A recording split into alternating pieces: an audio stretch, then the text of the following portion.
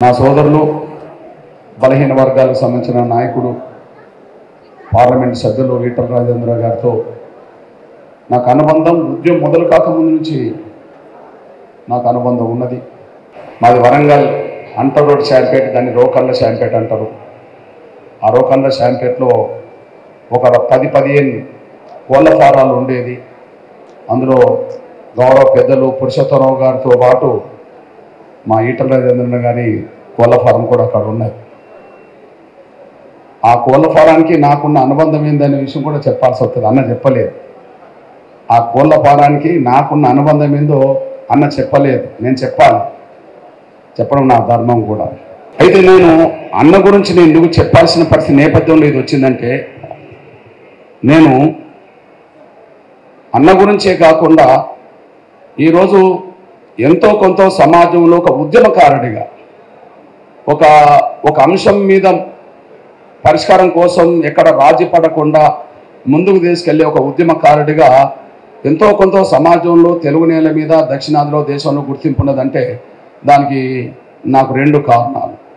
నేను అనుభవించిన పేదరికం, నేను అనుభవించిన కులవివక్షత, ఈ 2 ఈ దేశంలో ఎప్పుడైనా నిర్మూలన జరగాలని నా వంతు ఆలోచిస్తుంటాను. నేను ఈ దేశంలో పేద ధనికనే ఈ అసమానతలు ఉండొద్దు.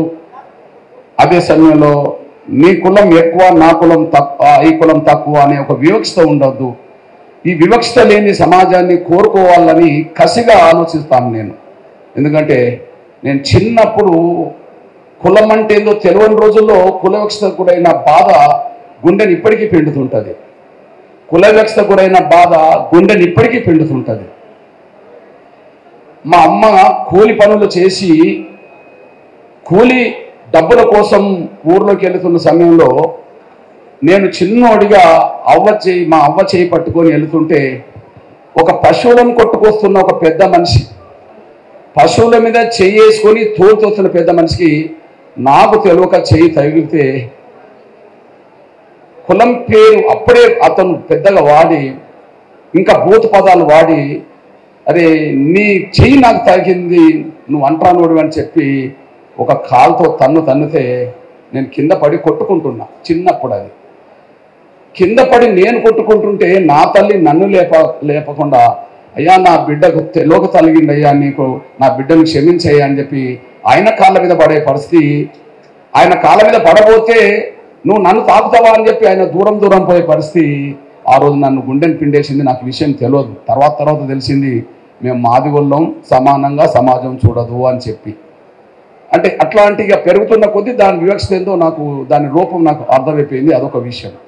అంటే ఈ దేశంలో కుల వ్యవస్థ ఉండడం వల్ల కొన్ని కులాలు ఎంత అవమానానికి గురవుతున్నాయో, సమాజంలో పశువుల కంటే హీనంగా ఎలా చూడబడుతున్నాయో నా చిన్నప్పుడు ఆ సంఘటన ఇప్పటికీ నా గుండెని పిండేస్తుంటుంది.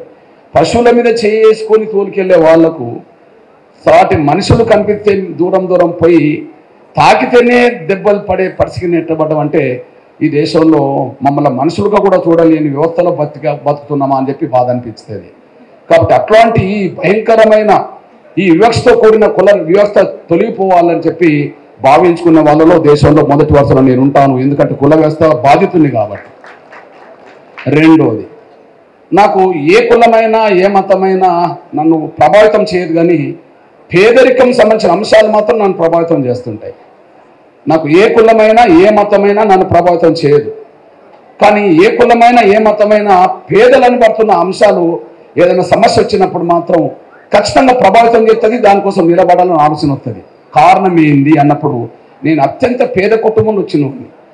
ఈ సమాజంలో పశువుల కంటే హీనంగా చూడబడ్డ కులం ఒకవైపు, మరొక వైపు పేదరికం ఒకవైపు చాలా భయంకరమైన అనుభవించిన కుటుంబంలో వచ్చిన వాడిని. సాక్ష్యం మీ కళ్ళ ముందు చెప్తాను. అక్కడికి వెళ్ళక ముందు ఈటల రాజేందర్ అన్నతో నాకుండబడే అనుబంధం మీద చెప్పడం కంటే ముందు నా పేదరికమే ఆయన దగ్గరికి తీసుకెళ్ళింది. నా పేదరికమే 86లో ఆయన దగ్గరికి తీసుకెళ్ళింది. ఏం పేదరికం? అవును, అత్యంత పేద కుటుంబంలో పుట్టిన వాళ్ళం.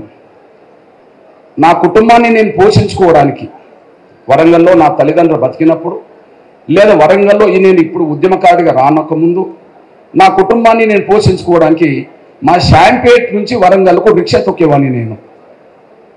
కొంతకాలం నేను ఆటో రిక్షా నడిపాను, కొంతకాలం నేను ట్రాక్టర్ నడిపాను, కొంతకాలం నేను బండ కొట్టాను.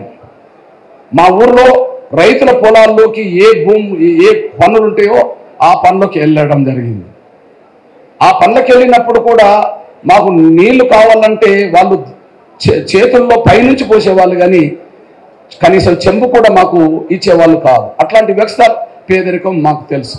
అట్లాంటి పరిస్థితుల్లో నేను రాళ్ళు కొట్టి బతికాను, కుటుంబాన్ని పోషించుకున్నాను, చెప్పులు కుట్టి రిపేర్ చేసుకొని బతికాము.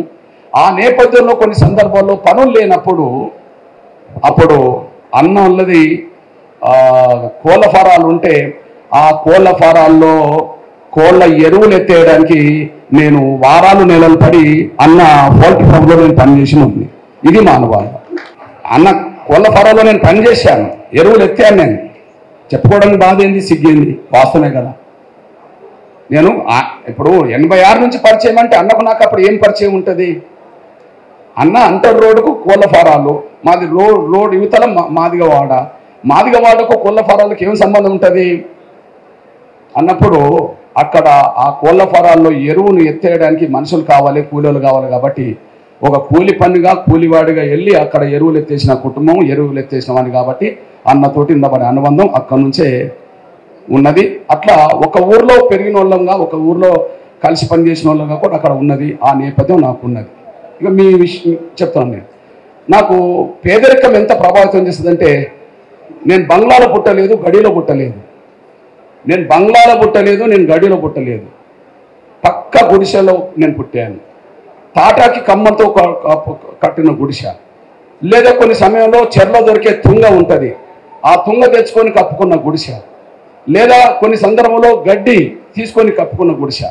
కానీ ఒక్కొక్కసారి ఎంత భయంకరమైన రాత్రులు ఎదుర్కొంటామంటే, మేము ఒక వర్షాకాలంలో లేదా బాగా గాలి దుమారం వచ్చినప్పుడు ఆ గుడిసె మీద ఉండబడే కమ్మలు, అంటే తాటి కమ్మలు ఎగిరిపోతుంటే, లేదా ఆ తుంగ ఎగిరిపోతుంటే, గుడిసె మీద గడ్డి ఎగిరిపోతుంటే, ఆ గుడిసె మీదకి ఎక్కి ఆ గుడిసెను, ఆ కమ్మలను ఒదిగి పట్టి అక్కడ రాళ్ళు పెట్టి, కొంత పెద్ద పెద్ద రాళ్ళు పెట్టి దానికి తాళ్ళు కట్టి గుడిసెను ఎగిరిపోకుండా, ఆ గడ్డి ఎగిరిపోకుండా గట్టిగా అదిమి పట్టడానికి ప్రయత్నం చేసిన కుటుంబం వచ్చిన వాళ్ళని.